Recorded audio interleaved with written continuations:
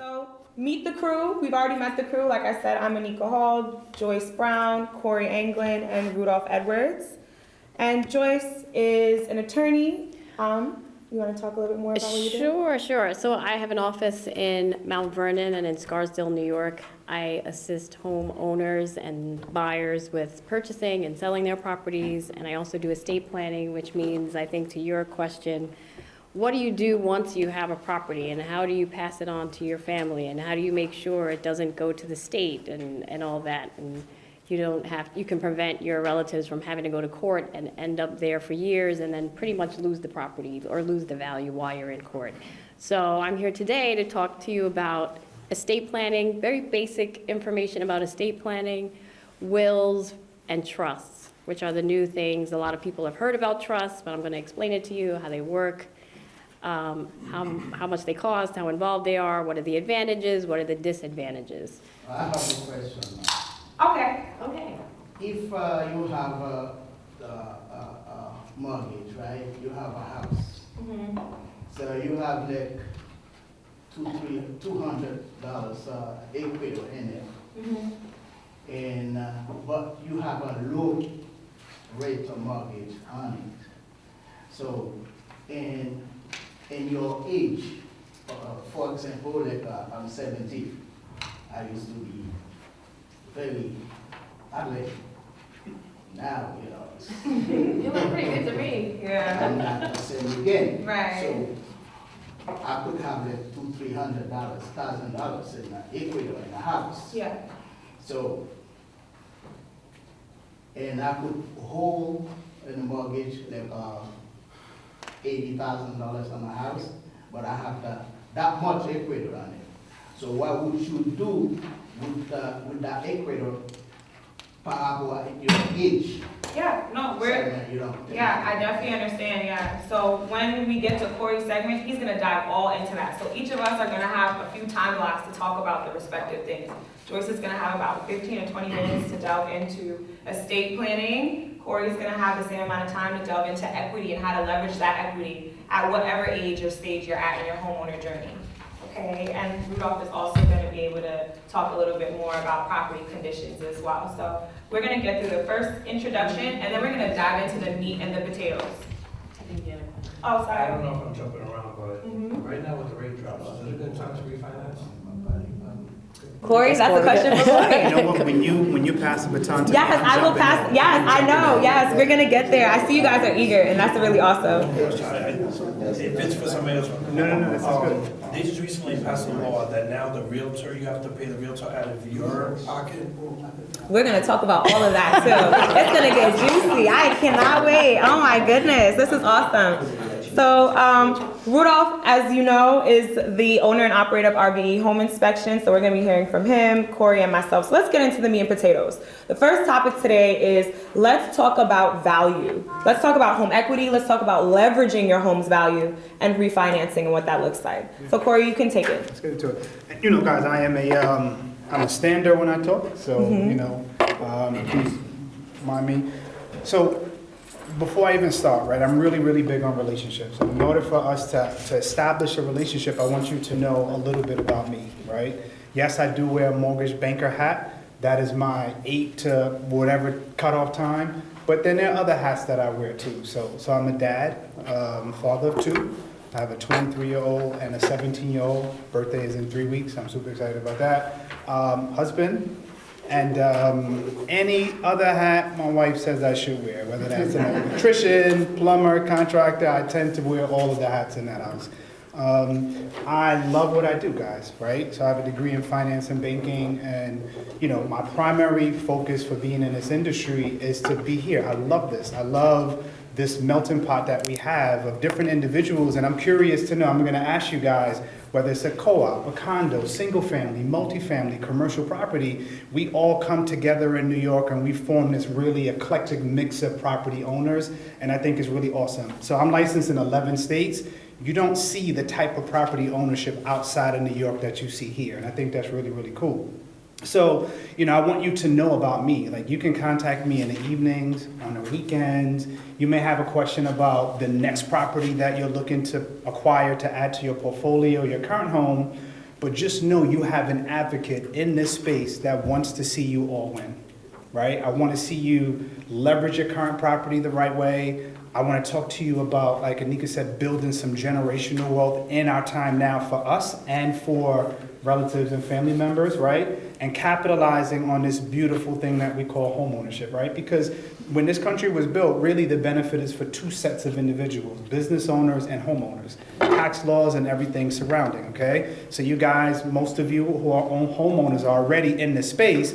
Joyce and I are going to talk to you about now, and we want to make sure that you're leveraging all of this, okay? So just by a show of hands, if you could raise your hand if you're a homeowner now. Very, very good. So I'm just going to go around quickly, and I just want you to tell me the type of property you own. Anna, since you're a past client, go. Condo. Okay. Condo. Type of property. Family. Multifamily? Yeah. How many units? Single family. Oh, single family? Yes. Okay. Did you raise your hand? Single room, Single family? an apartment, but it's not a condo, it's a. Co-op. Okay. Co-op. Single family. So you see already we have a diverse mix of property ownership, and every form of property comes with its own nuance, right? Equity appreciates a little faster in some, a little slower in others, and we're going to talk about that dynamic, right? So this past week, the timing is perfect. The Federal Reserve Board cut interest rates on Thursday and reduced the prime rate and the Fed funds rate by 50 basis points. Now, the Fed has not cut rates since March of 2020, right before the pandemic, all right? And so, obviously we entered into this time period where inflation was kind of moving out. There are a handful of things that affected this premise. The war between Ukraine and Russia, right? We had a lot of the pandemic, obviously. We had a ton of demand for a lot of goods, from housing to, construction equipment and supplies.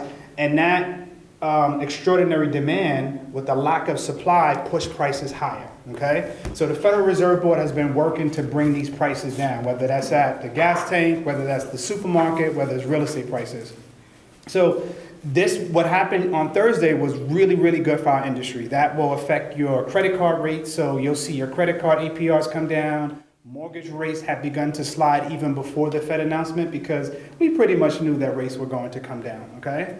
So I went around and I asked everyone about their property ownership, okay? Now, one of the cool things about owning property, many of you may not know, but real estate over the last 50 years has outpaced the S&P 500, the Dow Jones, and the NASDAQ as the most consistent asset class in terms of return on your investment, okay? The typical average has been between 15 to 25% ROI, return on investment, whereas the S&P has fluctuated depending on the economy.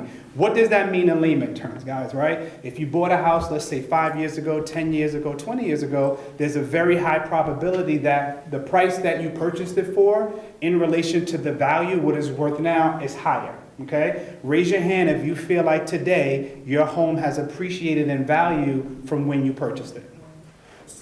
Very good, very good. So the question is, what do we do with this equity?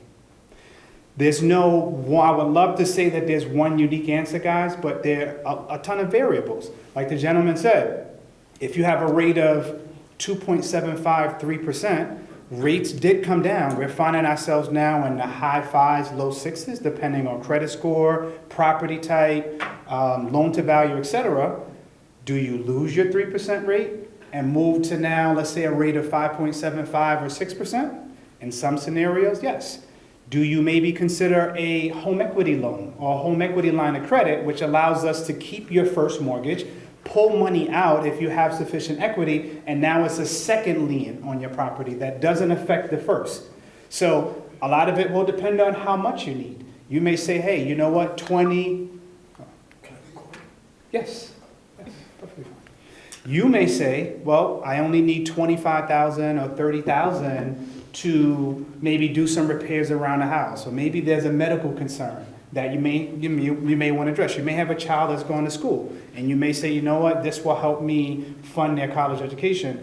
So everybody's scenario is going to be different. What I would say, we're having a general conversation now, and there's no way in 10 or 15 minutes I can cover each individual specific goals. But more importantly, I wanted to plant some seeds. so that when we do have a conversation, you'll be able to say, you know what, let me kind of go through some of the points Corey said. So I purchased my house in 2020 for $180,000, $200,000. Right now, estimated value is $275,000. I would love to speak with Corey about how much of that I can take out. You may find yourself in a scenario where you may say, you know what, maybe I don't need any cash out right now, but I have a 30-year fixed mortgage and I would love to be in a 15-year fix. Do we refinance? Do we make extra payments to principal so that now you own this property sooner and you're paying less interest, over the term of your loan? So each of you are going to have unique scenarios. Another thing, do you have a home that needs renovations, right? So I don't know if many of you know, but the average home in this country is over 50 years old. The average age, rather, okay? So you may have a house where you may want to update your kitchen, the bathroom, the windows, the roof. Maybe you want to do something in your driveway. Maybe you have a single family and you want to convert that to a two-family legally so that now you can have rental income that is legal, right? You may have a basement that you want to renovate. Maybe you want to put an office down there, right? All of these little things we can talk about. Maybe we don't need to do cash out. Maybe we can do a renovation loan where we can take your current loan, I can give you some capital to renovate your current property, which will help you increase your value exponentially. Going from a single family to a two family overnight gives you guys equity.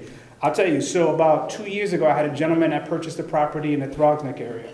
Bought the house for about $500,000 at that time. We converted it when he did the purchase to a two family.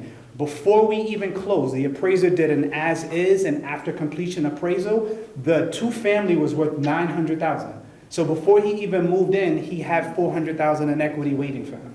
So sometimes you may not know what the opportunities are. You may have a home and there may be the potential for you to do something, maybe increase the size, increase the classification from a single to a two to a four, right? If the zoning permits it, maybe you can do it. So again, these are all of the conversations that I want you guys to walk away and think about. Like, man, I could pull some money out via cash out refinance.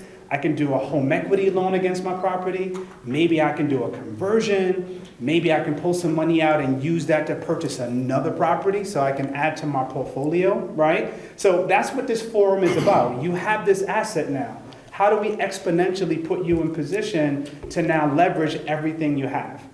Now let's talk about the tax benefits, right? So the coolest thing about owning a property is that you have the ability, if it's a single family condo or co-op, you can take all of the mortgage interest that you pay every year, because when you submit your monthly payment, you pay a combination of principal and interest. The principal you pay decreases your loan amount, right? And it decreases your principal balance. So at the end of a 30-year period, you own this property free and clear. You also are paying interest to your lender. That's how this loan is profitable, right? No one can loan money without some type of profit narrative attached to it. That interest that you're paying every year, you get a statement at the end of the year. It's called the 1098 mortgage statement. You take that, you give that to your tax preparer or your CPA. They itemize and they attach a Schedule A. That Schedule A reduces your tax liability at the end of the year. So if you were supposed to owe the IRS some money, maybe now you owe them less. If you're getting money back, maybe this increases your tax refund.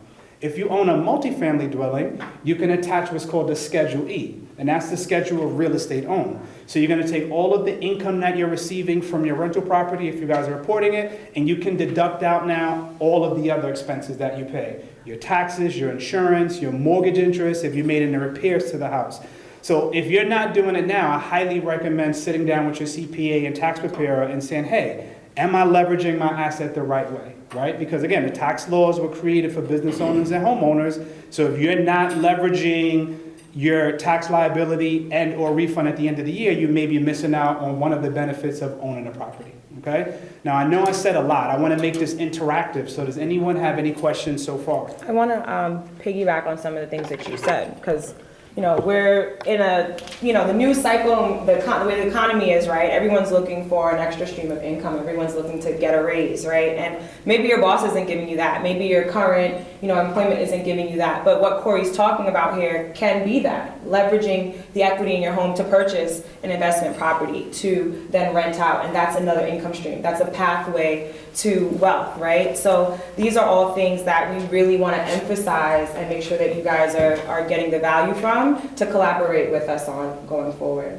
So yeah, to Corey's point. I think Anika made a great point, and she's exactly right? Like, you may say to yourself, man, I would love to pick up some overtime hours, right? I would love to get a second job, but like she said, if you have this asset that is there, you own this parcel of land, let's have a conversation about how do I leverage this, right? Because that is really what real estate is about. If you have a property that has a side lot on it, maybe we can have a conversation about a construction loan. Maybe you can actually build a 1, 2, or 3 family home that, like Anika said, you can rent out to bring in residual and passive income. So that was a great point. Okay? Did anyone else have any questions? So now I want to make sure that I answer your question the right way. Yeah. So in your scenario, you have multiple options. Yeah, I'm always ahead of the game, so Yeah. I like to get things Well, done. it sounds like if you're sitting on somewhere between 200,000 to 400,000 in equity, possibly, right? Yeah. So what I would do when we have our conversation, you already gave me an idea of your age. Maybe we say, okay, I see your rate is low.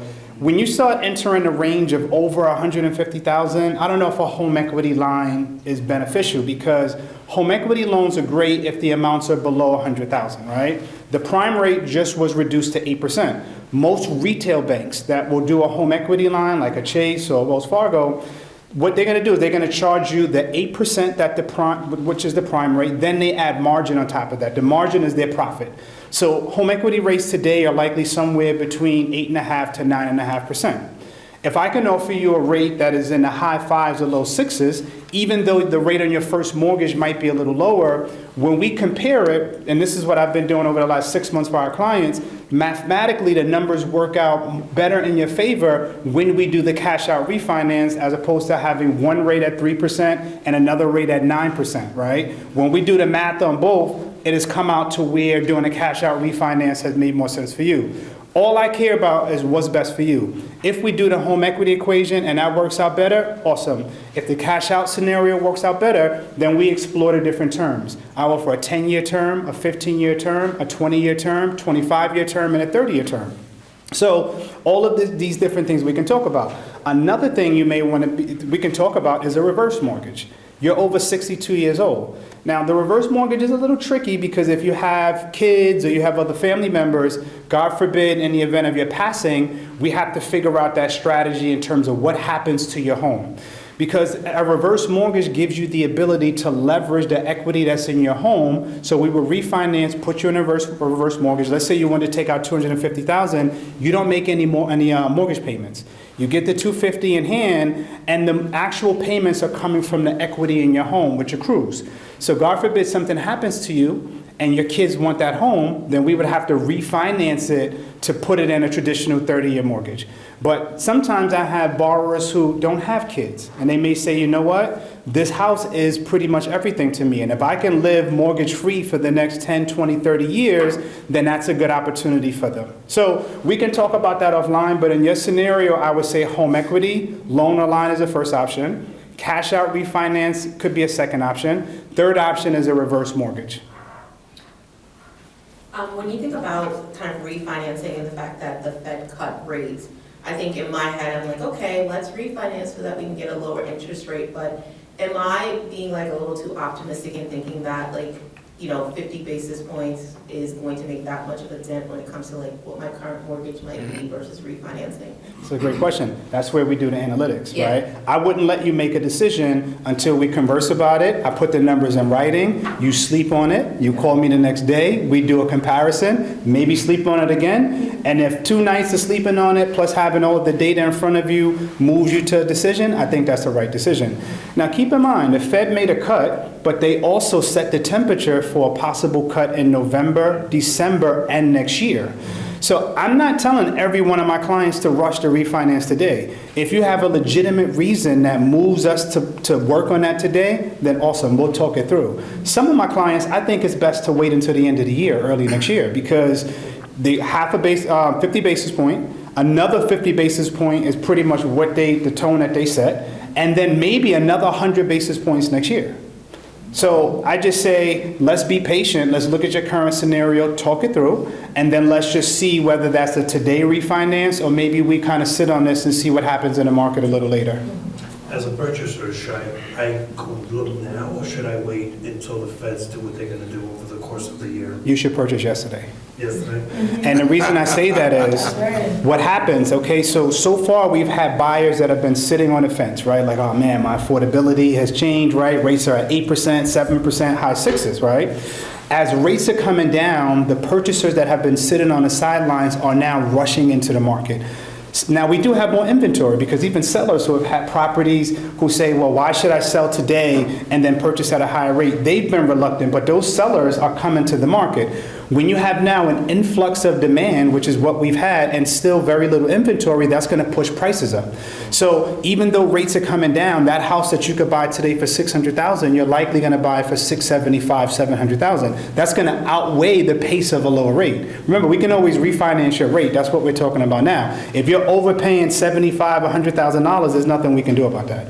So I say get into your home now. A year from now, be sitting on $75,000 as opposed to missing a boat and now overpaying $75,000. That's what I say. I have a question. Can they change the rate if I was telling you if you have the bank and you sell it at, let's say, 4 point something? So can they change it if I was telling you? So when a loan closes in this country, it's securitized at closing.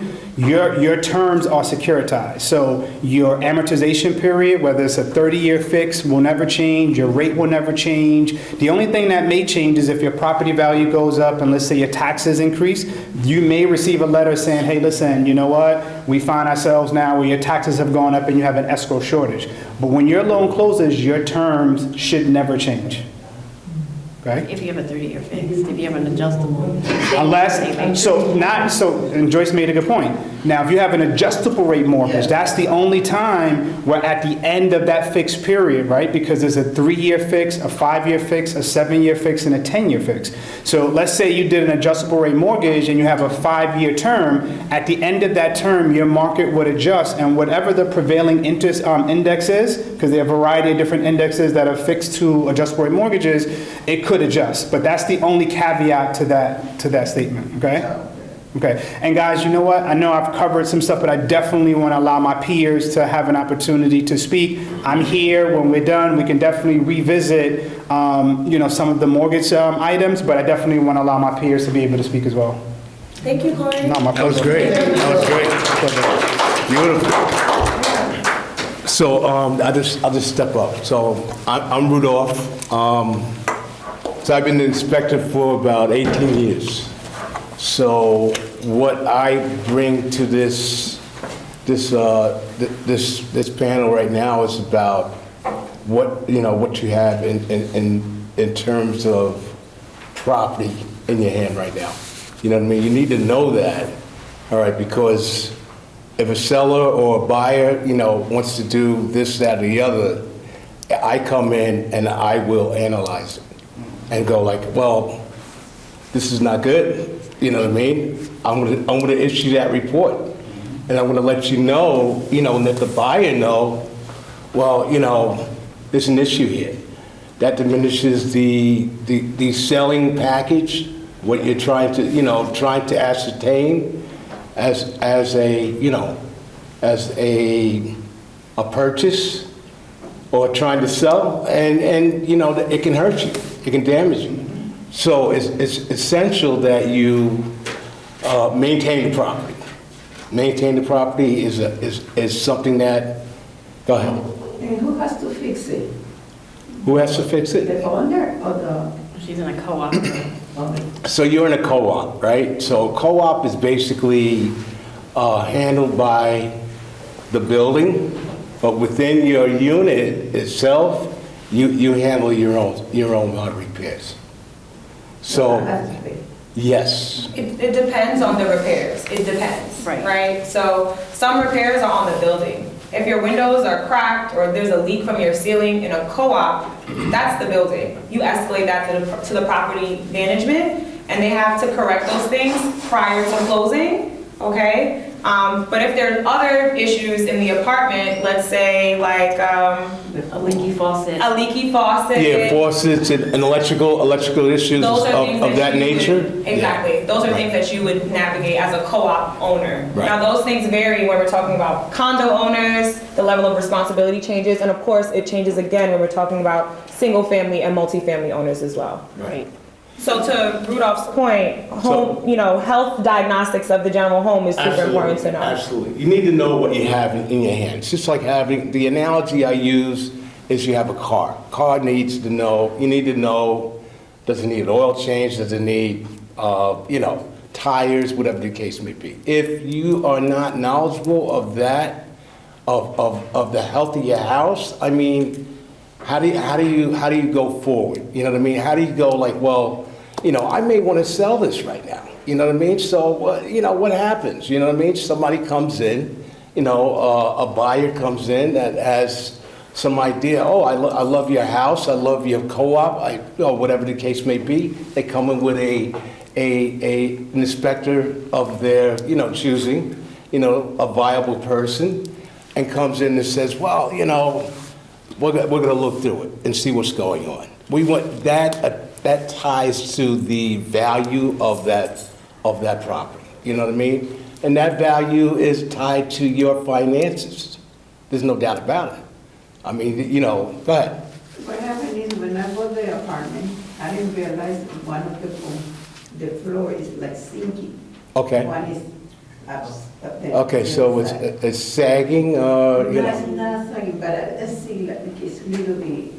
Is it a building? Is it a building that you live in, or? Yes. Yeah, I think she's in a co-op. I'm So- in the apartment. Okay, yeah, okay. And then I look already, I don't know if it really is because the doors look like a knot. So they're at a square, the doors are not closing right? The doors are closed. What right. floor is your What floor are you apartment on? First floor.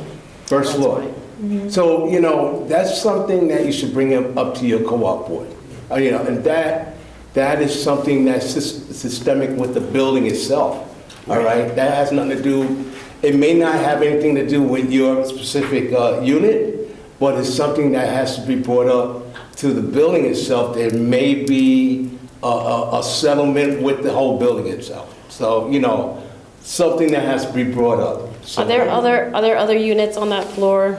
On their floor that are having the same issue? Because if it's a foundation issue for the building, Right. then the building is responsible. So the building is responsible for all the common areas, the roof, the windows, that kind of thing. The unit owners are responsible for the inside of the walls. So anything that's in the walls, like if there's a leaky faucet or if your closet door doesn't close, Right. that's the unit owner. But if it's a foundation issue, that is something that he's saying you should speak to the managing agent about, because they have to fix that. Yeah, outside of your unit, just like Joyce was saying, you really don't have anything to do with. All right, if you lived on the top floor, there was leaks coming in from the roof, you go to management. Management deals with that. I went to the tower apartments that I have friends in there.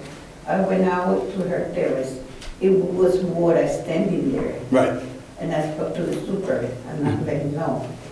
that's within your unit, right? I'm sorry? Within your unit itself? Yes. That's probably coming from a bathroom above, a And the kitchen. rain, from the rain. From the So drainage the system. terrace. Right. Terrace, oh, I see. Oh, the terrace, yeah. The water. See, those are things that you need to bring towards the management, really They did, didn't have meetings like they used to, right. But they do have a contact though, right? the office. But I even called them, they didn't answer calls. Write an email. You gotta do it by email. You gotta create a paper trail, for them to acknowledge those issues. You know what I mean? So, Right. in that particular situation, condos, co-ops, yes. You have to do it. I would also, what was that? I would also speak to your neighbors, because chances are if you're having an issue, someone else is having the same issue. And the more, there's power in more people that are speaking up. So I would encourage you to do that as well. Absolutely. Absolutely. You know, are there Single- any yeah. common findings? So over the years, I mean, I've done everything from co-ops to condos, multifamily up to four units, 4 family units. I've done large apartments on Central Park West, goes on and on. But, you know, the common things that I do see that people overlook, I mean, in the single family and up, is sewer issues.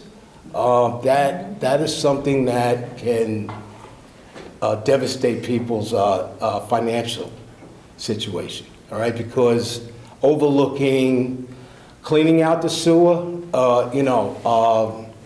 backs up the sewer backs up, all of a sudden there's flooding in the basement. You know what I mean? It becomes a major issue out of your pocket, and it damages a lot of things that you store in the basement. You know what I mean? A lot of people store a lot of the things that as dear to them, you know? Pictures, antiques, you know what I mean? So plumbing issues, water is always going to be it's just like it's the devil in the details. I mean, so water just kills a property, and you have to pay attention to leaks of any kind. All right, and that's even in co-ops and co-op units. Yeah, for the storage you're talking about. That. Right. And from the house to outside the house. Mm-hmm. So you have a space there. So you're responsible to what in the house.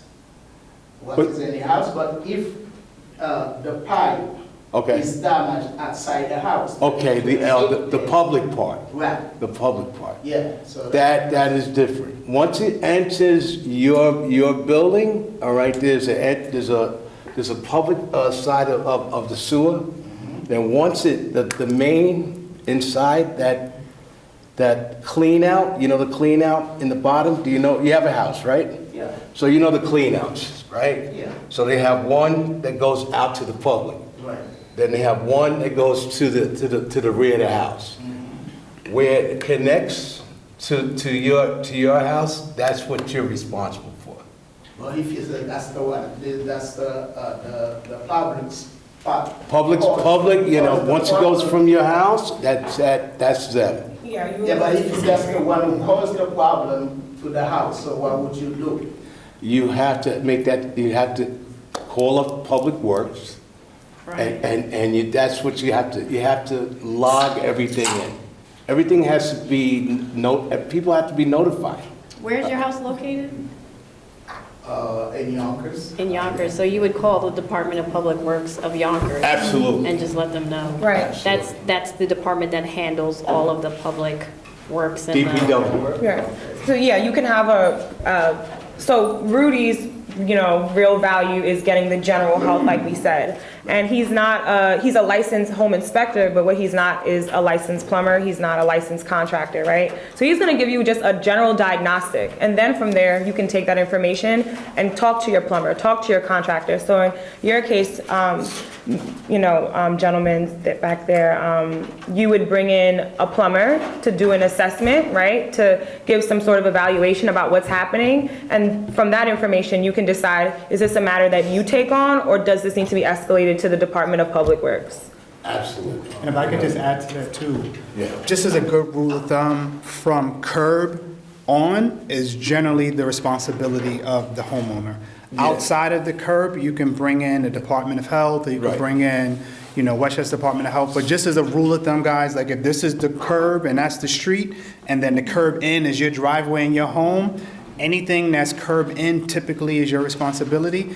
And I would say, guys, like I own multiple properties, we're seeing the rain intensity like we've never seen it before with global warming. So it is very important to make sure that you're taking a proactive position, like Rudy is saying, and bringing your plumber out before. We know Absolutely. hurricane season typically starts September, October-ish, right? Right. So end of summer, you want your plumber to come in and snake out any drains. You want to make sure your gutters are clean, because the last thing you want to do is wait until the heavy rain season starts, and now you're being reactive as opposed to proactive.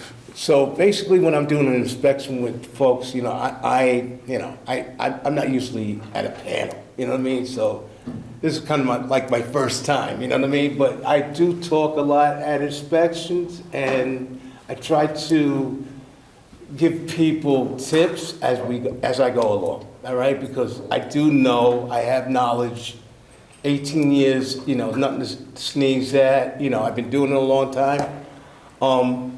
There's things that homeowners, even, in the unit, in your co-op units, whatever the case may be, you overlook all the time.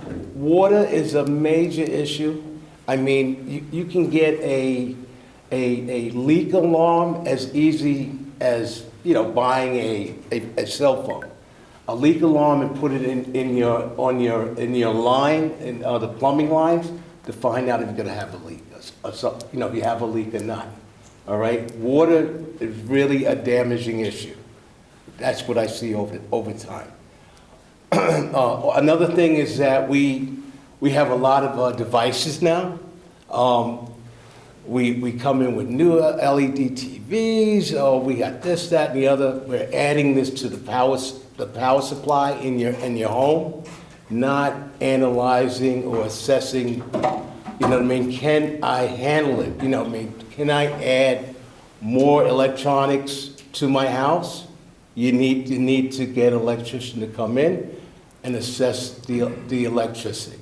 You know what I mean? Your outlets, outlets near the sink, so forth and so on. People just overlook it. I know people, and a house looks nice. I did a house last night.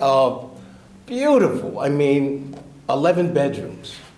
Just gorgeous. But 11 bedrooms, they overlooked a lot of electricity. It was a lot to maintain. I mean, the buyer is, the buyer's gonna, say like, I just told him at the end, look, make sure that you know what you're getting into. Right. You know what I mean? Because this is a lot of property, 11 bedrooms. Yeah. You know what I mean? And they did overlook electricity. Mm-hmm. And there's water issues as well. Mm-hmm. What do you think about houses that are not connected to the main sewer line? Like septic? Yeah. Septic is you want to check the health of the septic system as well. Mm-hmm. All right, that's a major issue as well. It has to be scoped out. Has to know that is it concrete? Is it concrete? Is it do they use PVC? You know what I mean? Is it a current type of septic tank? You want to know the health of that. Your experience, is it just bad news? No, I think because if you go out to Long Island, you go up north, Depends on how they maintain Rockland it, County, like everything else. Dutchess County. Peekskill, Cortland Manor. Yeah, that's Upper it. Westchester. Some places in Yonkers, I septic think, tank, like still septic have. tank, you know what I mean? They have septic, they have leach fields, those are common use. It's common use. Yeah. No, we didn't have septic. It's a common use thing. I mean, it's not, Yeah, it's it's not, common. it's It's go common. ahead. My friend went away for 3 weeks and when she came back, all her toilet bowls were brown. Yeah. Sure. But she hadn't serviced it. You do have to pump those out every couple of years. Right. So, yeah. So I want to lend some knowledge on that. Go So septics, I don't really see them much in this part of Westchester, like septics and wells. Right. But they do exist, right? So in some parts of Yonkers, there are septics and wells. Upstate, when we're talking about Putnam County, Cortland Manor, you're gonna see a lot of septics and wells. And I had an instance where a house was listed as a 4-bedroom house. And when we went to the building department, because we are going to talk about building department compliance if we have some time here, when we went to the building department, they actually have on record that it's a 2-bedroom house because the size of the septic tank is what determines the bedroom count of the house. Absolutely. So it doesn't matter if you have 10 bedrooms. If the septic tank is a certain, capacity, size, gallon, that determines the bedroom count of your home. This is listed in the building department. It's also listed in the New York State Department of Health because this is a health hazard. You don't want overuse of this septic tank. It's not being properly serviced, and now you have sewage on your front lawn. Right, That's right. that's an environmental hazard. Absolutely. So septic, it's not a bad thing. It's just another aspect of home ownership to maintain, and you just want to make sure that you're informed on what you need to do and who you need to call to get it done. And may I mention that, listen, there's some locales and municipalities that do not have public sewage. All right, so that is going to be the case. I've done, large properties, 4,000 square foot or more, and right? You go like, wow, 4,000 square foot or more that are, affluent clients that have multiple septic tanks. They have underground oil tanks. I mean, it's just ridiculous, you know what I mean? So, and on those things have to be monitored, they have to be maintained, it just does not go on by itself. Right, all right? exactly. It's just the way it is. We in the city, we get used to things being done for us. It's going down, the sewage is going down into the sewer, and everything is fine. You live in a building, everything is done for you. When you own your house, you become somewhat of an expert, like I was listening to you when your intro, you have to be a plumber sometime, you have to be an electrician sometime. That's the case. You know what I mean? Those are the things. I mean, you need to Always have one know. on speed dial. Yeah, all right. All right? Yeah, thank you. All right, Thank very you. good. Nice. Thank you. So guys, we're gonna save the questions, sorry to the end, because it's 1:20, right? And we still have 2 more to get through, and I want to be Yeah, I'm respectful of sorry about everyone's time. Yeah. Thank you. So Joyce, I'm gonna let you have the floor, but I have a question for the audience. A fun question. What does Aretha Franklin, Prince, and Chadwick Boseman have in common? Anybody? They're about the house run. I wish, exactly. Imagine she would be here. She'd be in Beverly Hills somewhere. But they all passed away without securing their estates. Chadwick Boseman especially passed away without having a will. Okay, so 76% of Black people in America, according to Hofstra Yes. law in 2021, do not have a will. They don't. 70% of Hispanic populations also do not have a will, right? These numbers are staggering. And what does that mean? So I'm gonna give the floor to Joyce to talk about estate planning and all the good stuff around and managing your asset. Yes. So, if you look at the folder, I handed out folders on everyone's desk, so I put together a little bit of an outline of what I'm going to talk about. So again, my name is Joyce Brown. I'm a real estate and estate attorney in New York. I'm licensed in New York, been licensed for 20 years. I live in Mount Vernon. I have 2 children. I'm going to follow Corey's lead, a 20-year-old and a 13-year-old. So I know what it's like. I'm a homeowner myself. I know what it's like to have a home, maintain a home. So let's talk about what you do once you have your home and how to secure your asset. We'll go over this outline real quick. So your introduction. So once you buy a home, it's a very significant event in your life. It's one of the biggest financial investments that you'll make. And you want to make sure that you have the documentation to secure the asset and to pass it on to whomever you choose to pass it on, family members, a spouse, etc. Oh, thank you. So that leads to estate planning. So what Anika was saying, if you're a celebrity and you have lots of money, you don't have to be a celebrity and have lots of money, but you do have to have a home. If you have a co-op, a condo, a single or multifamily, those are considered assets. And if you want to pass them down to your heirs, there's specific ways to do that. So the first way, I think everyone has heard of a will. We know what a will is. And if you look at point 3, the definition is, so a will is a legal document outlining how your assets should be distributed after your death. In New York, the probate process oversees the validation and execution of a will. So once you pass away, the will has to be probated. It just doesn't, you just don't pass the property on to your heirs. You have to go through the court system, and that's called probate. The main components of probate are you have to appoint an executor, so that would be someone who's in charge of the estate. Usually it's a spouse or an older child that you trust who has financial knowledge to know what to do. You have to distribute the property, and if you have minor children, there's provisions in a will that talk about who you want to be your child's guardians. Now, there are advantages of having a will. So one of them is it's just simple, it's straightforward, it's easy to create. You can actually create your own will. You can create it, you can type it up. All you need is to sign in front of 2 witnesses and a notary.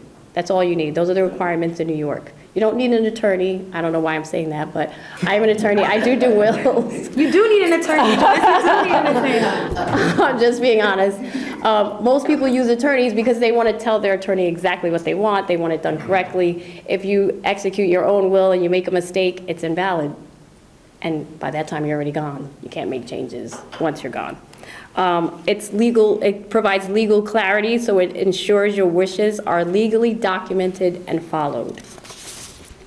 It's flexible, so you can be updated or changed as life circumstances evolve. So if you get married, you can change your will. If you have another child, you can change your will. If you buy a property, you can change your will, sell a property, etc. And you have control, so it gives you designates specific individuals to manage and inherit your assets. Now, there are disadvantages to having a will as well. So one of them is, like I said, it has to go through the probate process. The executor or someone has to go to court, or you hire an attorney to do the probate process for you. So there's forms that have to be filled out, there's fees that have to be paid, there's a whole list of legal documents that you need to submit to the court so that they say, yes, this is a valid will, and they issue what's called letters testamentary. So letters testamentary are the legal document that comes from the court that says this person, your spouse or your child, is the legal executor of my estate. They take those letters and they can take them to the bank, they can take them to your mortgage company, etc. So they need to get that legal document. And for them to get that, they have to, like I said, probate the will with the courts. Now, this can be time consuming. So I just submitted some paperwork for a woman who's probating her mom's estate in the Bronx. I know we're in Westchester, but this is the Bronx. I submitted the paperwork and I said, okay, so what's the time period? They said right now, I think I submitted the paperwork in August. They said right now we're just processing the paperwork from last November. If you have to pay a mortgage, or if someone has to pay a mortgage after you pass away, people don't have 9 months or a year to wait for the will to get probated. So that's one of the disadvantages. You're really held up by the courts and how fast the courts work. In Westchester, they're a little bit quicker, but like I said, you're tied to how quickly the courts work. So, I'm sorry, you yeah. could, in that process, basically lose the house because you didn't have the funds, but the will is passed on to you, and it's a timing thing? So there's a chance that the house could go into foreclosure. So if the relatives who are left behind don't have the money to pay the mortgage, and I'm sure Corey can tell you, after a while it's going to go into foreclosure. The Even banks. if the ownership technically hasn't been passed over to you just because of paperwork? That's Well, in this scenario, it's not necessarily just the paperwork, it's the promissory, the commitment to make the payment, Yeah. right? So like, you know, if you have heirs that are now owners of the home, while you're going through that probate process, obviously the deceased person signed a promissory agreement to make that payment. Now the new heirs who would like to take ownership of this kind of almost have that responsibility, so to speak, because after 120 days of deficiency, that's where typically a lender will file notice to start the foreclosure process. So once you have a will, and if you pass away, your heirs don't automatically get the property. You have to probate it, you have to get those letters, and then the person in charge of the estate transfers the deed to the heirs. So that doesn't happen until after the process goes through the courts. So technically, the heirs are not the owners until the property is transferred, the new deed. So, like he's saying, the banks don't care. They want their money. They don't care that you're dead. They don't want to know. They don't want to care. They just want their payment. Property either, so they want Right. Yes, the money. Which is why there's a stronger case to do a trust, right? correct. But she has a question, sorry. Oh. If there's not a will, and then like, let's say my case, Uh-huh. I didn't have any. My kids want to sell the property The co-op. without finished paying, it could be? So if you die without a will, it's called you die intestate. That means without a will. And so one of your children, whoever's the most responsible, or maybe the oldest person, still files paperwork with the court. They don't get letters testamentary, they get what's called letters of administration. Because they're an administrator, they're not an executor. It's the same thing, but it's just when you die without a will. So it's the same process that you have to go through when you die without a will. It just makes it easier if you had a will, because it's usually a little bit quicker. Okay, if you I have have a a, will. before we go to the next question, are any of your kids on the mortgage or on the share Stock certificate. certificate? No, so it's just you solely? Okay. Well, in a scenario where one was on a mortgage, then they legally own the property with you? No, myself. Okay. Okay. Can you add one person to it? Not after you've got that. George, you can attack the So you own a condo, right? So you have a deed. So there's a difference between a co-op and a condo. So a co-op, you own shares of stock in a corporation, which is the building. A condo, you actually own the unit. So you get a deed like if you were buying a single family house. You can always add someone to a deed. You don't have to get anyone's permission. And Joyce, But there's an issue, Right. because when you add someone to a deed, and I'll talk about this a little bit later when we get into trusts. So when people inherit property, they inherit it after you pass away. So let's say your condo is worth $200,000, and when you pass away, it's worth $300,000. Whoever inherits that property at that time gets it's called basis. So it's called step up basis. So his basis will be $300,000. It will be the value of the property when you pass away. Now this is important because if he were to sell the unit after you pass away, there's something called capital gains tax. So there's a tax on any asset that you have that gains value. You pay a tax on the difference between what you paid for it and now what it's valued at. So his basis would be at that time that you pass away, which is better for him, because if he sells the property for $350,000, then he only has to pay the tax on that $50,000. If you add him to the deed, his basis becomes your basis. So it would be $200,000. So if he sold it for $350,000, now he has to pay the tax on that $150,000. But So- what if it's me and my brother? It's the same thing. It's the same thing. Yeah, it's the My same mother thing. to be 93, don't think Okay. And that's called a quick claim deed? Is that Yes, what it you is? can do a quick claim deed for Yeah. that. I could help you with that too. So if it's a co-op though, you have to add the person who you want to add to the stock certificate. And co-ops, they have a whole process by which you have to do that. That person might have to look at their income, they might have to have an interview. There's a whole process. Just like when you purchase a co-op, those people that you add, it's not as simple as adding someone to a deed. There's a whole process that they have to go through. Yes. To add the name of the person to the deed, you have to go to the housing department?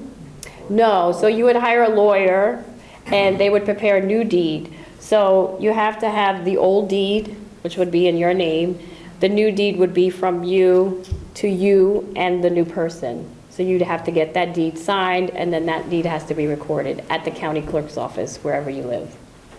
Then after that, then there will be no long process for the person to get the house when you pass away? No, then they're on the deed. So so let me explain this. So on a deed, there's two ways you can own property with someone. So on a deed, there's tenants in common. So if person A and person B buy a house, tenants in common means that person A, if they pass away, they can leave their 50% to whomever they want. You each own 50%. If you buy it as joint tenants, which is usually how it is when you're married, if person A passes away, their portion automatically gets inherited by person B. So person B automatically owns it 100%. All you need to show is a death certificate. Did I answer your question? No? No, well, if that's her daughter, like if it's your daughter. If it's your daughter, you can, yeah, you can add. In there, Yes. You so can. it have to be the same way. Yes, if you want to add anyone, your daughter, your son, they have to be over 18, but you can add anyone to a deed as long as it gets recorded and then it's done pretty much in a few weeks. No. And if they're not on the deed, it has to go through probate. Yeah, I don't like to be too long for bed, then the child cannot pay the mortgage and the. Yeah. You have a So Joyce, question? can you speak to, even if they're on a deed, because there may be some confusion that you can circumvent probate just by being on a deed.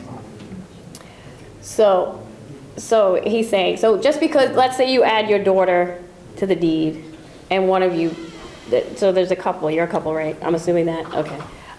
So you add your daughter to the deed and one of you passes away. Your daughter still has to pay, the mortgage still has to be paid.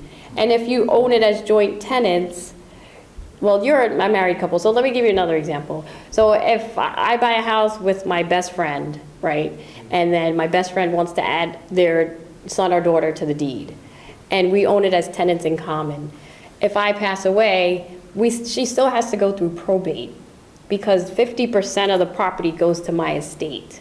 So whenever an estate is involved, you have to probate. You can't avoid it if you have a will or not a will, unless you have a trust, which we'll talk about in a second, but you had a question first. What's the difference between the will and the trust? Okay, I'm going to tell you right now. Good segue. So what is a trust? Point number 6. A trust is a legal arrangement where assets are transferred to a trustee to manage on behalf of beneficiaries. So a trust is a document that's created much like a will. It's a lot more involved. There's a lot more paperwork. It's a legal document, and it actually becomes a legal entity so that, hi, come on in. Hello. Sorry. That's okay. Okay, so I guess the easiest type of trust is called a revocable trust. So I own a property, I want to put it in trust. I don't want to do, I still want to do a will, but I want to put my property in trust so that my kids don't have to go through probate and wait 8, 9, 10 months to get a property. I go to my attorney, I say I need a trust. They draw up a trust. It's usually a long document, it could be 50, 60 pages. You will name a trustee. So in a revocable trust, I could be the trustee. The trustee is just the person that handles all of the financial matters that you want in the trust. They pay the mortgage if you want them to, etc. They maintain the properties. They can add or subtract the properties. So I would make myself the trustee, and maybe my daughter or my son would be an alternate or a co-trustee, right? So when I pass away, the trust is still valid. The trust is still valid. The trustee takes over the property. There's no probate, there's nothing like that. However, one of the disadvantages of a trust is that it costs a lot more money because there's a lot more involved in the beginning than a will. A will you can do in a day or two. A trust may take a few weeks because you want to make sure every property that you want is in that trust. Now, the other thing about a trust is the deed will not be in my name anymore. I create a name of a trust, maybe it's a Joyce Brown family trust. The house gets titled over to the trust. So there has to be a deed transferring the property from me as an individual to the trust. So the property would be in the name of the trust, and that's how you get it into the trust. So that's why you don't have to go through probate, because the property is in the name of the trust. You can do that with any kind of account. You can do it with property. You can do it with a co-op. A trust you can use, it could be used for all of those things. Joyce, I have a question. Have you seen many scenarios where the promissory note, mortgage-wise, has an acceleration clause that disallows changing the deed from a natural name to any other entity? So that's a good question. So a lot of times, like I'm saying, you have to transfer the deed from the individual person into the name of the trust. A lot of times in a mortgage or in a promissory note, it will say, if you transfer this property, the whole sum of the mortgage becomes due. Because the bank doesn't want you to transfer the property and then you don't pay the mortgage, and then they don't know who this person is that you're transferring it to. So you have to usually get permission, or you have to speak to the bank attorney and make sure that that's not a problem or not going to be an issue if you transfer it into the trust.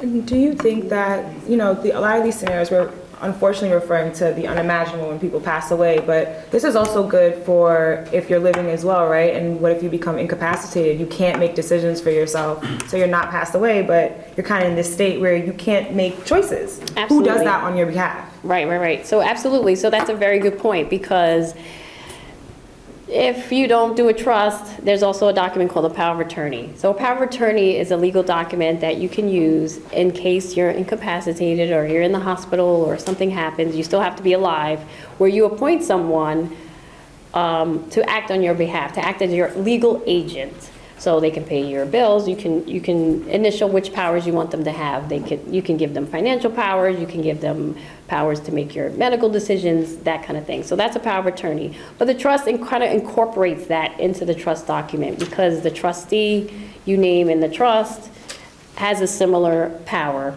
And then you also name the beneficiaries in the trust as well. So once you pass away, you can say, once I pass away, so-and-so gets the house, so-and-so gets this bank account, etc. So the trust kind of incorporates all of those things. And I think trusts are becoming a lot more popular because people are kind of knowing what they are. People didn't really know what they were before they heard trust, and they're like, what is that? I don't know. I know what a will is because everybody talks about wills, but trusts are actually, I find, being used a lot more either instead of a will or in connection with a will.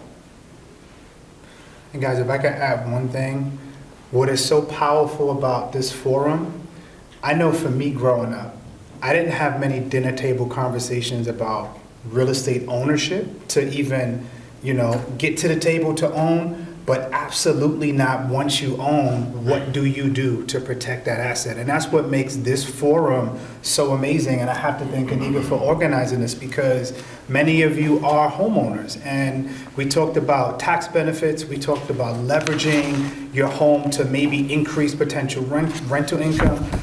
Rudolph spoke about making sure that you're putting yourself positioned when you are ready to sell. And now Joyce has just given us all of this amazing information in terms of whether you're here now, even when you're not here, how to continue to protect his assets. So I just wanted to say that this forum is not commonplace. We're trying to make it more commonplace, but I just think this is an awesome thing that Anika put together and we're here contributing to. Let's give her a praise. Yeah, nice job. Nice job, Anika. Yeah, thank you. Very good, very good. I'll talk more about my stuff later, but you keep going, Joyce, you keep going. So we can talk about the disadvantages of using a trust. So like I said, point number 8, it's creating and maintaining a trust can be expensive. It's a lot more involved than doing a simple will. I think it requires legal assistance. I wouldn't do a trust without a lawyer. It's just, you want to make sure it's done correctly. Yes? When you say it's much more involved, writing the will costs how much, and writing the trust costs how much? I would say on average, a will is about $1,000. I would say on average, in the range, I would say maybe $4,000 to $6,000 for a trust. But let me tell you this. So like I said, probate, when you probate, there's costs to that. And it's usually more than the trust costs up front. So you could pay the cost of the trust up front, or you could pay, or your heirs can pay the probate, which is usually more than the trust, cost of the trust, in the back end. Is everyone clear on that? Everybody got that? Yeah. Oh, sorry. There's somebody raising their hands. Yes. Just your last comment, you mentioned that some people do wills and trusts in combination. Can you speak to how that would work? Yes. So wills cover a lot more than like real property and assets. A will could be like, I want to leave my Ford Escort to my daughter. I want to leave my jewelry to my niece. I want to leave my fur coats. You don't usually put that kind of things, those kind of things in a trust. That's why wills are important still, if you have other assets other than real estate. Sometimes they'll have what's called a pour over will, where whatever is not in the trust at that time, because sometimes, like I said, you have to title the asset in the name of the trust. Maybe you don't get to that. So maybe it says in the will, whatever I have in here goes into my trust. So sometimes most of the time, I recommend people do both, because you want to make sure every asset is covered and that you think of everything. So your Jets tickets that you have, somebody is getting those tickets. Right, exactly. Yes. Yes, ma'am. Specifically. For the will, there has to do every person who gets something. So in a will, you can name, yes, you can name my son is going to get this, my daughter is going to get this, my niece is going to get this. You can actually, you can put, my son is going to get $10,000 from my Citibank account, and the person who's in charge, the executor or the administrator, if there's no will, they are the ones that after it's probated have to make sure everything gets done. But the key is probate, right? So that's the Right. thing. So you can write this will and say, Right. I'm going to leave this to my son and I'm going to do this.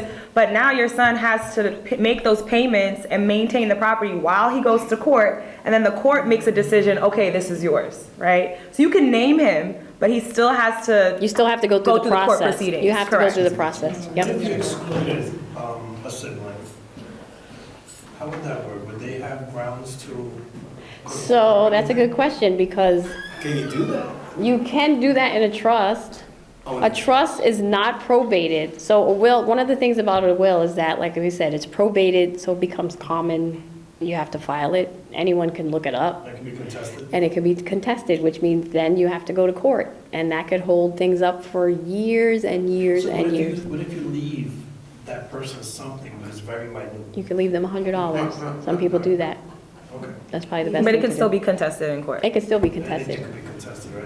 as opposed to the As trust. opposed to a trust, which is not public knowledge. The only person that knows about the trust are the persons who create the trust and trustee. That person, that sibling is, they're out of luck. They're not going to know what's going Until on. the person dies. No, they don't even know then. It's not public knowledge. Realize, like, how come I didn't get the house? Yeah, but there's nothing they can do. They can't contest it. A trust cannot be contested. You can't go to court. It's a much more ironclad way of leaving to people what you want to So leave it's them. preferable. Yes. I think so. I think so. I think so. I think so. Yeah, for sure. I have a question. If I understand, like if I have a trust and I'm paying the mortgage, I mean, everything will change. The name on the mortgage will change everything? So that depends on the bank. I don't think the name on the mortgage changes, just the deed changes. Yeah, the name on the I don't note think the wouldn't name- change. My name will still be there. Yeah, and that's why I wanted to make it, and Clear. Joyce, very, very clear that, definitely speak with Joyce first, but you also want to speak with either your attorney that represented you during the transaction and/or your lender. Right. Because some notes, some promissory notes has verbiage in there that says, if you're altering the name of which you signed when you signed a promissory note, that could trigger an acceleration clause or due on demand clause. So it's very important to make sure you do your due diligence before you entertain a trust specifically, not necessarily a will. Correct. Yes. So you said a will can be contested, right? Yes. So let's say I pass away and I decide to leave all my belongings, all my wealth to the Institute of High Technology. Could that be contested? Any will can be contested. Any will can be contested. That's the problem with a will. It's much simpler to Can you do. leave, with a trust, can you leave money like that to a You can society? leave to wherever you want. Yeah. Didn't somebody leave their stuff to their cat or something? Yeah, you can leave it to a cat, you can leave it to your dog, your best friend. I forgot who that was. I think it was Carl Lagerfeld. He left it to his cat when he That's passed right. away. Leona Yes. Mosley. Huh? She left it to her police. Okay, right. Oh, the hotel owner? May I interject? Contesting is it's money as well, you know. Yes, you have to hire lawyers, you have to go to Exactly, right. court. So, you know, how much money do you want to spend to contest? I mean, But that's what I was saying, so you may, Right, yeah. the assets of that are in the Right, right. will might be depleted by having to go to court, right? So it could be thousands and thousands of dollars, and that just lowers the value of the estate, which is not your intention when you're making a will. You don't want that to happen. Do you see anything, because like, I think leaving your property to your loved ones, right, is well-intentioned, right? Like you want them to have that wealth, but there is a chance that now they won't be able to pay for that mortgage, which you were able to afford. Are there things that people do to make sure that like the property still gets funded at least for a certain amount of time while it's like going through probate or things of that sort, or even just leaving it to someone who maybe is not financially capable of covering what you were able to? So that's a good question. So basically, while you're waiting for the courts to process the paperwork, someone has to pay the mortgage, like you said. Otherwise, it's after 120 days, it goes into foreclosure. Once the court determines that the executor is okay and they give you those letters, the person who put out the money is entitled to get that money back from the estate assets. So if there's a bank account with $50,000 in it, they can say, listen, I paid the mortgage for 6 months, I'm owed $24,000. They get that money from the estate. So it's not like they have to continually put out the mortgage payment forever. They just have to do it until the probate process is completed. Okay. And there's also, I mean, I'm going to speak on something that I'm not an expert on, but just to touch on it, life insurance, right? If Yes. there's a death benefit and it's sufficient enough, like that's something that can be used to cover something like that. maintain And the that would property. pay out faster than going through probate. If you're So- listed as a Yeah. beneficiary, right? Right, so Yeah. there's non-probate assets, which would be, like she's saying, a life insurance policy. That doesn't go into a will if there's a beneficiary named. It goes right to that person. All they need is a death certificate. You wouldn't put that in a will. Any pay-on-death accounts don't go in a will. It goes right to that person. And that's another conversation maybe for part 2, because Yeah. we do plan on hosting more of these, but, getting somebody who's a financial planner and does, life insurance to talk about that. Like, Right. you have this asset, you have this property, but you're still paying mortgage on it and you pass away. What happens? Who's gonna pay for that, right? Right. You want Where your do they get the money? insurance coverage to make sure that, it They have covers your enough. asset, correct? Right. And just to add one final thing to your question, I've seen a lot of my clients just add heirs, like if they have a child that they trust, just add them to their bank account. Yeah. Just as a pre-form of being able to manage some of these I actually just did that. I actually just did that on Thursday with my grandma. She She added you trusts to her me. account? Yeah, she trusts me, and you have to either be a power of attorney, right? So another use for your estate planner or a co-owner on the account. That's the only way you can have access. Right. While they're alive, that is, right? So if my grandmother falls ill, she goes to the hospital, God forbid, and we need to access those funds or do something with her account, we can't wait until she passes away. That's the only way you can if you're just a beneficiary. You have to be a power of attorney or a co-owner if they're alive, and you still need to access those funds. And the importance of that is, I get a lot of calls from people who say, oh, my mom has dementia, can I do a power of attorney? No, you can't. You have It's to, too late. it has to be someone who knows what they're signing. A lot of people wait, oh, I'll wait, and then the person is not mentally capable to sign this document. They're not gonna allow that to be signed. So you should, even, if you don't have issues, if you're young, you should still have a power of attorney. Doesn't matter, because nobody knows when someone's going to become mentally incapacitated. That's just the way it So is. that goes for 401Ks, so if you have 401K, so that goes for the same thing. Yes. You have a Yes. beneficiary. Beneficiary. Yeah, a beneficiary. Anything that does not have a beneficiary can go into the will or the trust. If it has a beneficiary, it goes right to them. Well, why you always want the contest? Because people, this is America and people like to sue. Well, that's why you put it in a trust, right? So you don't have to contest. So if you don't want contesting, you put it in a trust. If you want contesting, you put it in a will. So I'm sorry if you had already spoken this right, but the trust, that was not the one that 2 people can go in with the notary? Nope, that's the No, will. that's a will. The trust. Will, you could do it in your bedroom closet. You can write it on a napkin if you want The trust is to. with the attorney. The trust is with the attorney. They found Aretha Franklin's will in her couch. Okay, that's how, Yeah. a will is valuable but relatively inconsequential when we're talking about asset protection, if you want Right. ironclad protection Right. on something that you spent years saving up for, Didn't she have 2 wills, and the first one was not that great, and they found the second one in the couch? something along those lines. But Something the like point that. is But that the they found it in the point couch. Right. Aretha Franklin, the Aretha Franklin, come on. Right. Didn't she make pies? That's Patty. Patty LaBelle. Right, right. So again, you know. Get your singers so right. The whole, right. So the whole point of this. So the whole point of this is, like, to echo what Corey said, is to get people to understand why this information is super valuable, right? There's And what I super see, important. right? Yeah, What I it's see in so this important. room are beautiful Black and brown faces, and our communities do not take Do advantage this. of this stuff. Yeah. Right? Again, 76% of Black Americans don't have a will. 70% of Hispanics do not have a will. What's going on? So Right. this is why these conversations are critical, and they can't just stop here. We actually have to take action. So at a minimum, you should have a will.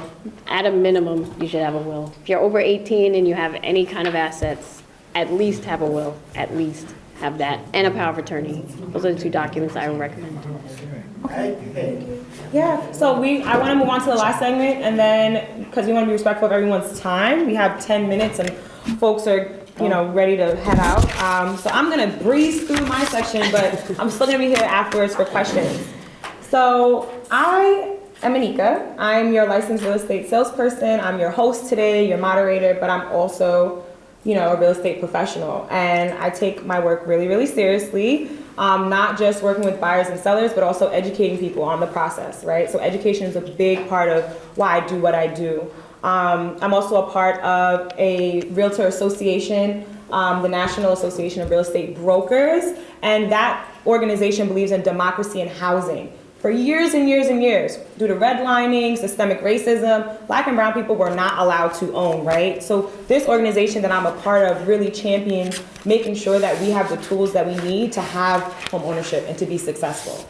So Corey's a part of that organization, Rudy's a part of that organization. We're waiting for Joyce to join. Soon. Mildred is here, and she's a part of that organization as well. And I just want to underscore how dedicated I am, and a lot of us are, everyone up here is to this journey of making sure that you guys are successful. So, ready, set, sell. Thinking about preparing to sell, what are the common reasons that people sell? On a high level, it's usually lifestyle change. The kids are out of the house, empty nesting, you're downsizing, right? Death. Mom and dad passed away. We don't want to keep this house. We live in Florida. We got to sell this, right? Divorce. Oh no, we splitting up. It's over. I don't want, you're 50%, just cash me out, right? We were just talking about that, right? Just cash me out so you're going to sell. So lifestyle change, death, divorce. Those are typically the reasons why people sell. Now, hiring a realtor. As of August of this year, there's some major changes. Right, you had asked them, I don't know your name, sir, but you had asked about the changes as far as the new laws that impact hiring a realtor. Now, I'm biased, but honest, in believing that you should have a licensed realtor, right? Regardless of where you are. If you're selling, if you're buying, you need somebody to represent your interests, right?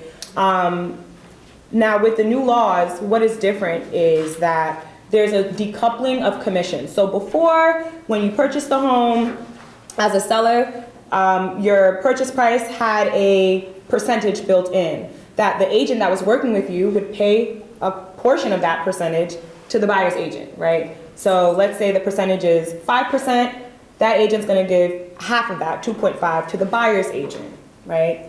Now, due to this lawsuit, there's a sort of decoupling of that. So instead of charging 5% to work with you, that agent may say, look, I'm only gonna charge you 2% and forget about the buyer's agent. We're not gonna give them anything. But what happens when that happens, right?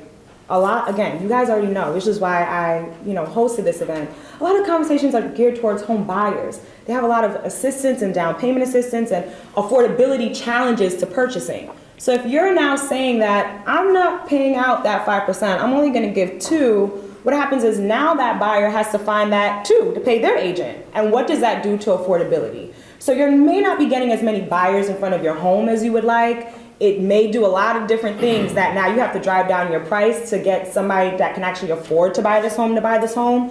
So it doesn't really, I don't think, behoove the seller to decouple the commissions, I think it is best to still, yes, they're negotiable as they've always been, but I do think it's still best to keep that coupled up in the best interest of all parties when they come to the table.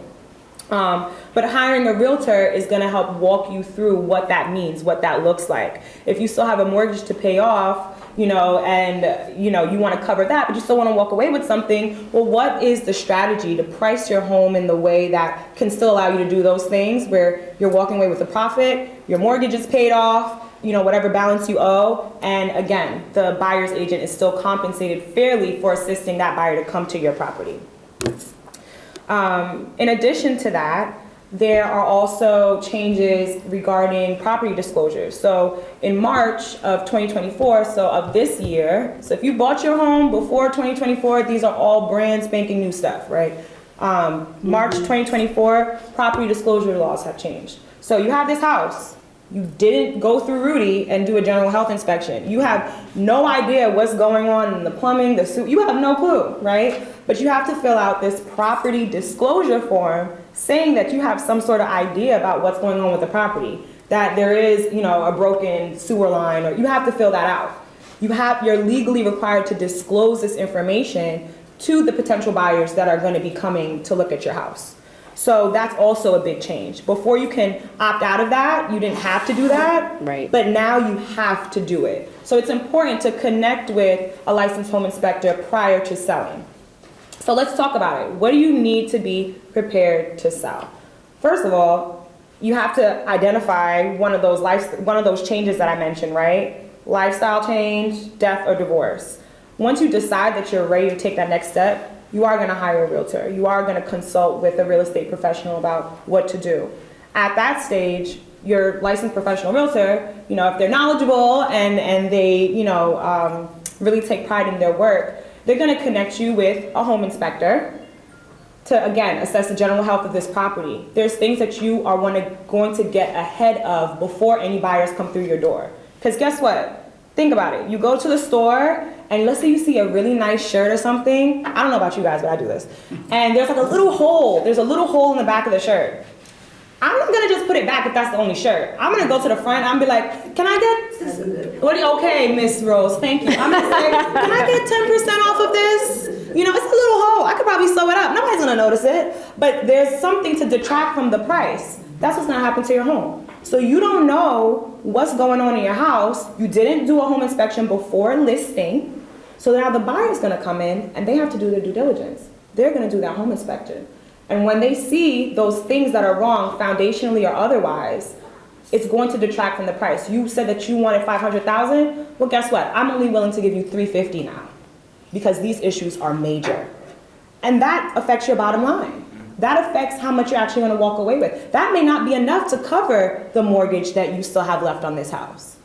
So all of these things are in preparation prior to selling. You're going to want to get a diagnostic home inspection.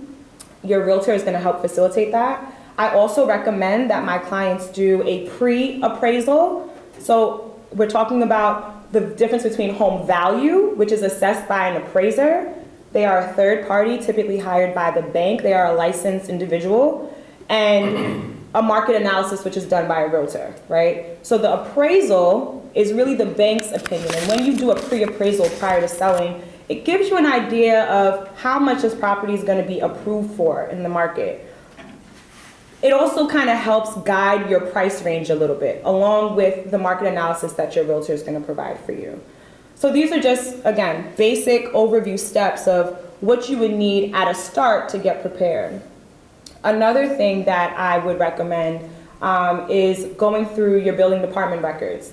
Do you have any open permits, any violations on this home? You bought this home 20 years ago, and maybe you did the fence, but you never filed a permit for that. Maybe you did some other work. You added a bathroom, you added a deck, but you never filed paperwork for that. Those things are going to come up at closing, or before closing rather, that are going to either delay or squash things completely if they cannot be resolved. So it's really important to make sure that you have the professionals on your team to navigate what is a very arduous and layered process. I know some folks think that look, I could do this on my own. I could list it on Zillow, you know, I could just put it on there and somebody's gonna come and buy it. But there's a lot of blind spots when you do that, right? If you bought the home one time, that doesn't mean that you're a real estate professional. And if you bought a home, you know, if you have a few properties, that doesn't mean that you understand the intricacies of the process. So it's really critical that, again, you have the right professionals on your team to set you up for success, whether that is preserving the asset in a trust and setting up inheritance, or whether that is putting it on the market and cashing out on that asset and you know, moving on to something else. So in the interest of time, it is 1:59. We did say we were gonna wrap at 2. I could go on forever and ever and ever. There's a lot I can say, but I am gonna pause it here. You said the commissions are now uncoupled? Yeah. It can still be negotiated? That's correct. So I can still get their seller to cover everything? Yes, that's correct. Yeah. And there's also, you know, the seller can at the gate decide if they want to offer a concession, right? Right. So a concession is when the seller is assisting the buyer in financing their closing costs, right? It's kind of like a tricky thing. It's like we say the seller is assisting the buyer, but really the buyer is assisting you because it's their mortgage, it's their loan that's going to help to, you know, clear you out of your house, right? So it's kind of like a I don't know, like a crisscross, so to speak, right? But yes, you can, with this new lawsuit that just happened, that went into effect in August, you can upfront as a home seller say, I'm willing to, you know, you can price my house at, you know, if you have a condo, you can price it at $300,000, and I'm willing to give whatever buyer, whatever qualified buyer, $20,000 of that towards their closing costs, and that could help pay for their agent, among other things that they need to do at closing. Right. I saw one property and the seller told me to go to Best Buy to pick my appliances. That's nice. Okay, yeah, that's nice. I actually have a deal right now with that. Oh yeah. You know, yeah, the stove is out of commission. The property is super old. But the stove is out of commission. We need to test the gas line, make sure there's a working appliance. And so the seller is giving the buyer the option to purchase a stove under a certain budget. So there's a lot of flexibility when we're talking about purchasing and navigating it. That's why I said it's an arduous process, not to scare anyone, but you know, if you've been through the buying process, you understand just how layered it is. Is everybody here, I mean, you guys are owners, you know, so you're owners, okay. Yes, yes, please. Do you work out of state too? I am only licensed in the state of New York currently, but I can connect you with people in other states, you know, depending on where you're trying to look. I do have relationships in other states. Yeah. Pretty big. What happens if, I'm all over the place myself. if the house don't sell? Yes. If it doesn't sell? With the real estate now? If the house doesn't sell, Yes. Or if you take them out from the market, from the sale. if the house doesn't sell, there's a few things that you can do, right? You can say, look, right now it's just not a great, and people, you know, the house doesn't sell for a whole bunch of different reasons. So, for example, price and timing are huge factors when we're talking about listing the property. Remember I talked about getting a pre-appraisal and understanding what the bank is gonna, you know, kind of ballpark of what the bank is gonna estimate it at. And then I'm gonna do a little bit of homework and check the market. You live in Yonkers, depending on the neighborhood, I'm gonna check within a certain mile radius of what activity is going on there. And with those two pieces of information, we're gonna come up with a pricing strategy of how to price your home on this market. Now, if you have the final say, I can make my recommendations, but you can say, oh, Anika, I know you recommended, you know, a price range up to $350, but I want you to put it on for $450. You know what's gonna happen? Buyers are gonna see this property at $450, knowing that this is really like, you know, because they can see the same things that we can see. They can see the market activity. They can see that the condo down the road is $300. So what makes yours so special for $450, right? So when they see that, they're not going to be as interested. Some might come and look at it, but you're not going to get any offers. You're not going to get anything that, you know, is really going to move the needle forward. So what happens at that point? The seller might get discouraged. They may say, oh, I'm taking it off the market. But really at that point, what you want to do is probably a price improvement, a price adjustment to sell the home if that's what you want to do. Or you can take it off, wait until the market continues to shift, and then put it back on when you feel like you can get a price that's closer to what you're looking for. Yeah, I know that, but I'm saying, and for you, as a real estate, so what's gonna happen in the you? If I have to pay for it, or will I pay? Oh, no, you don't pay anything, no, you don't pay. So I've had instances where, like if I do the pre-appraisal and the pre-inspection, because that's something that I offer as a courtesy, I get paid on the back end after closing, but let's say the house doesn't close, it doesn't sell, I do get reimbursed for those initial fees of the pre-appraisal and the pre-inspection, which are optional. You don't have to opt into those. But there's no commission, so I pretty much just work for free. I just volunteered my time. Because as realtors, you know, we're all entrepreneurs. We're all independent contractors. Absolutely. I don't have a time clock. I don't get a W-2. So I'm kind of like a hunter, right? I don't eat what I don't kill, right? If I don't sell this house, I don't get paid. So there is a big incentive for me to sell this home, which is why I want to make sure you have all the information you need to trust me and to make an informed decision. Yeah, because I have I heard that problem in Florida. Florida, they have some problem with the real estate. Yeah. And then some people start, they have to pay the real estate, something going on there. So that's what I'm asking the question. She said earlier. Because I heard a lot of problems, a few problems for the new idea to sell the house now. I hear a lot of problems. I wouldn't say it's a lot of problems. It's really not much different than what existed before. It's either you're going to help the buyer pay the commission or you're not. And if you don't help them, then you're just working probably with a smaller buyer pool, which means it may take a little bit longer for your home to sell. If you want to sell within 3 months, now it may take you 6 months because, again, you're working with a smaller buyer pool. I really firmly believe that you should rely on professionals that are knowledgeable, you know what I mean, to help you and guide you through this process, because the transactions are huge. Yes. I mean, this is not like, this is not like 10 years ago. 10 years ago, I saw pricing on homes that were half of what I see right now. Yeah. You know what I mean? It's hundreds of thousands of dollars. Hundreds of thousands of dollars. So, Right. it becomes such a situation for people. This is pretty important. Yeah, for sure. I have 2 questions, one for each of you. Yeah. Do you assist with like creating leases if you are a landlord in like a multifamily? Yes. Good, thank you.